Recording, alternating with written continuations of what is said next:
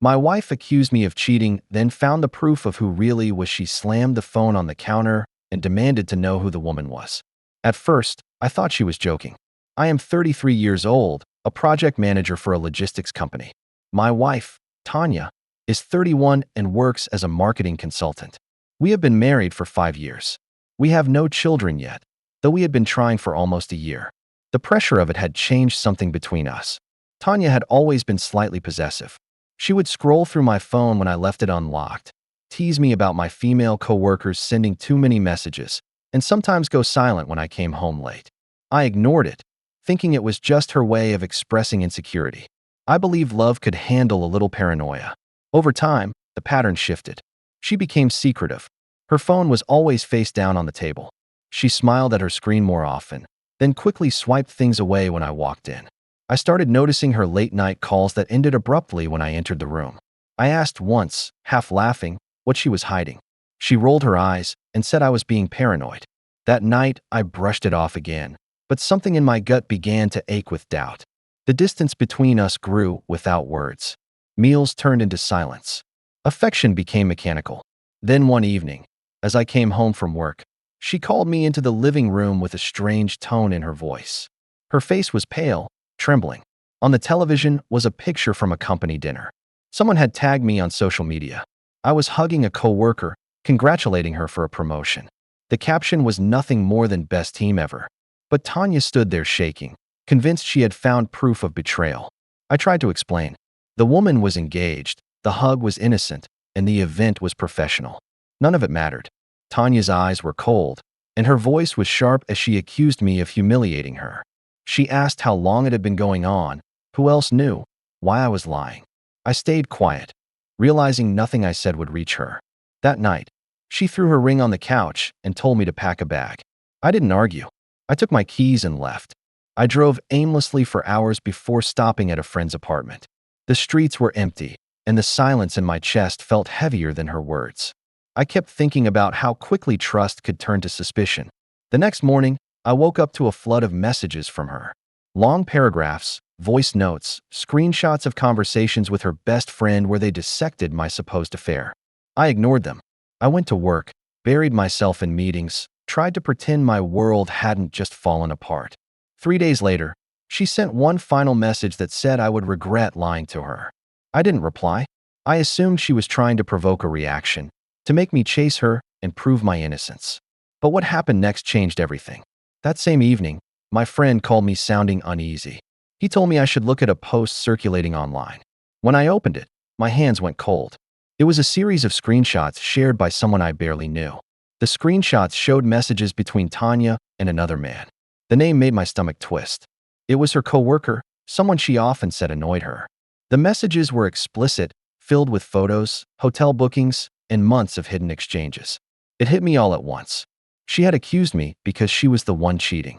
Every argument, every accusation, every tear had been projection. I didn't call her. I didn't confront her.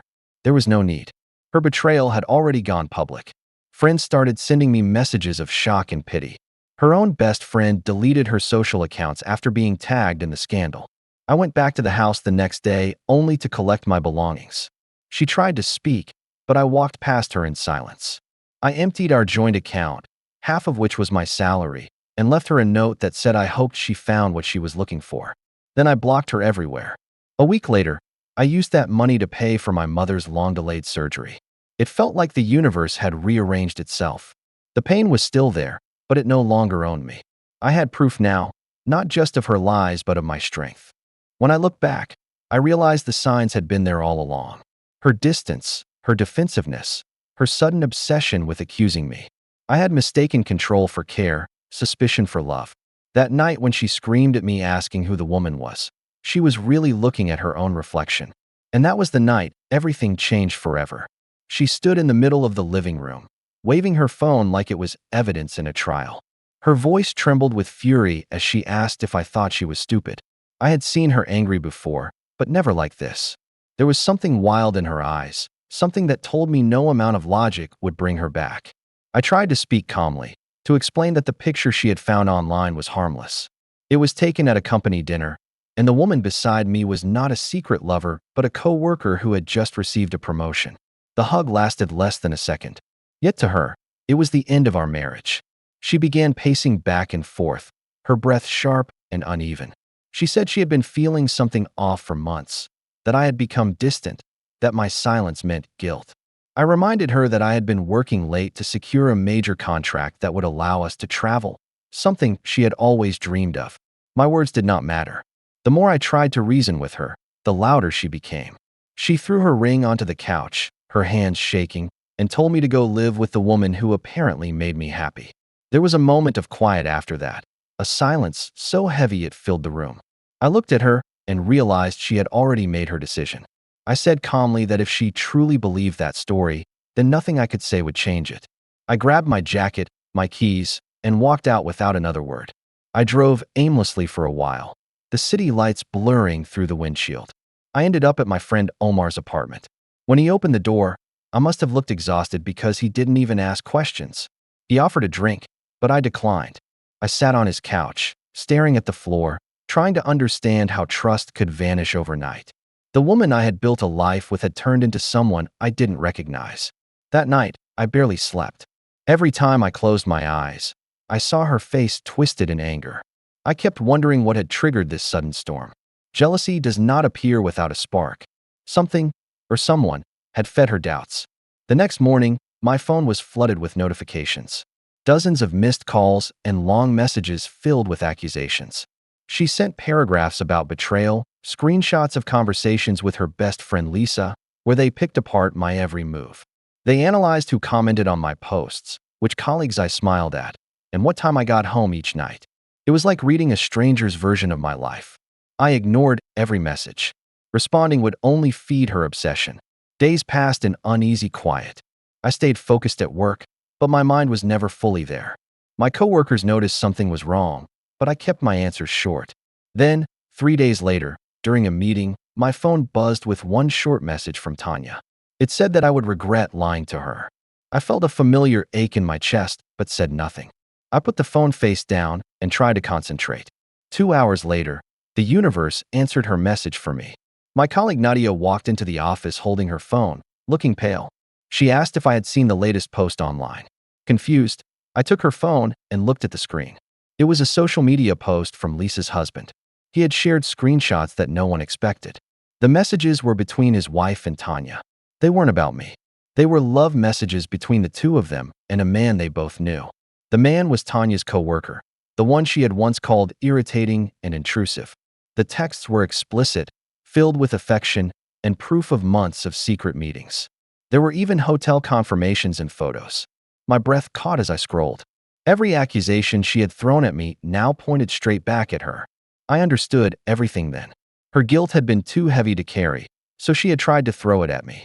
I left the office and sat in my car, staring at nothing for a long time. There was no anger, only disbelief. I realized she had been preparing her story in case she was caught, painting me as the unfaithful one so no one would suspect her. But now the mask had slipped. The truth was out in public, and she had no control left. That evening, my phone buzzed again, but this time it wasn't her. Friends began sending links, asking if I was all right. People were commenting on the post, expressing shock and disgust. In a few hours, her perfect image had shattered. I didn't call her. I didn't need to. The proof spoke louder than I ever could.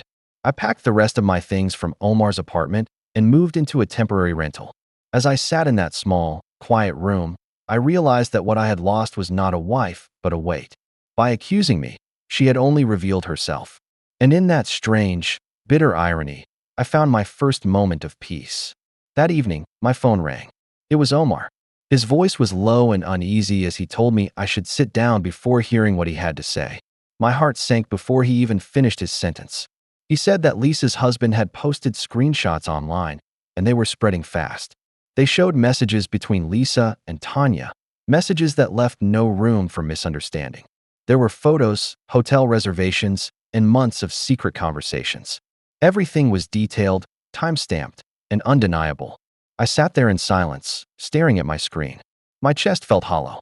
All the accusations, the shouting, the insults about me being unfaithful, they all made sense now. My wife had been accusing me because she was the one doing it. It was guilt disguised as outrage. The realization burned through me like acid, but strangely, I did not feel anger. I felt something colder. I did not call her. I did not send a message. There was nothing left to say. Within hours, my phone exploded with notifications. Friends, coworkers, even people I barely spoke to were reaching out. Some sent links to the post. Others apologized, saying they had always thought Tanya seemed controlling but never imagined this. My company's HR manager called and asked if I wanted to take a few days off to deal with things privately. I thanked her and declined. I needed routine to stay sane. Then I saw the final insult. Tanya had made a post on her social media account. It was a single line that read, "Never trust a man who hides his phone." The comments section turned against her immediately. People shared the screenshots under her post, mocking her hypocrisy. Her own friends called her out. Watching it unfold felt surreal, like witnessing a storm that had been building for years finally break open. That night, I went back to our house. She was not there. I walked from room to room, collecting what was mine. The air smelled different, like a stranger's perfume had settled into the walls. I packed my clothes, documents, laptop, and a few photos that still mattered to me. Then I opened our joint bank account. Half the balance was my income, and I withdrew it all. For years, she had handled the finances, insisting she was better at managing money. I let her because I trusted her. That trust ended tonight. Before leaving, I sent her one final text. It said that I would not hide anything anymore, especially the truth. Then I blocked her number, deleted her from every contact list, and drove away without looking back. In the following days, silence became my ally. She tried to reach me through mutual friends, but I ignored every attempt. People told me she was devastated, that she had been crying nonstop. I felt no satisfaction. What she had destroyed went beyond our marriage. It was the foundation of honesty that no apology could rebuild. 2 weeks later, I used the money I had withdrawn to pay for my mother's surgery. She had been waiting for it for months, but Tanya had always said we could not afford it. Standing beside my mother in the hospital, I realized how light my life had become without lies weighing it down. For the first time in years, I felt like I was doing something good without having to explain myself. The story of what Tanya did kept circulating online. Eventually, it died down, as all scandals do. But for me, the lesson stayed alive. Betrayal is not always loud. Sometimes it hides behind suspicion, waiting to accuse you first so it can feel clean. I had lost a wife, but I had regained something greater: peace. 6 weeks later, the divorce papers were signed, crisp and final. I sat in the lawyer's office staring at my name beside hers, realizing how something once filled with vows and hope had been reduced to a stack of documents and signatures. There was no shouting, no tears, just quiet acceptance. The end of a storm always feels strange when you realize the silence that follows is not emptiness, but peace. After that day, I packed my car and drove toward the coast. I found a small apartment near the sea, far from the city, far from every place that held memories of her. The first night there, I slept with the window open, listening to the sound of waves replacing the echo of arguments that had filled my old home. I woke up the next morning to sunlight streaming through sheer curtains and decided to start over. I began running every morning before work. At first, it was to escape my thoughts, but soon it became a form of release. The rhythm of my steps on the pavement felt like therapy, a way of shedding everything she had made me carry. I started cooking again too, rediscovering simple joys that had been buried under years of tension. Music filled my kitchen. The smell of fresh herbs and grilled fish replaced the bitter scent of stress that had once dominated my life. Friends called now and then to check on me. Some had seen Tanya's latest attempt to rewrite the story. She claimed she had left because I was cold and emotionally distant. She said she had been lonely and misunderstood. But lies always unravel eventually. People no longer believed her. The screenshots, the messages, the timeline all spoke louder than her excuses. I realized then that truth does not need defenders.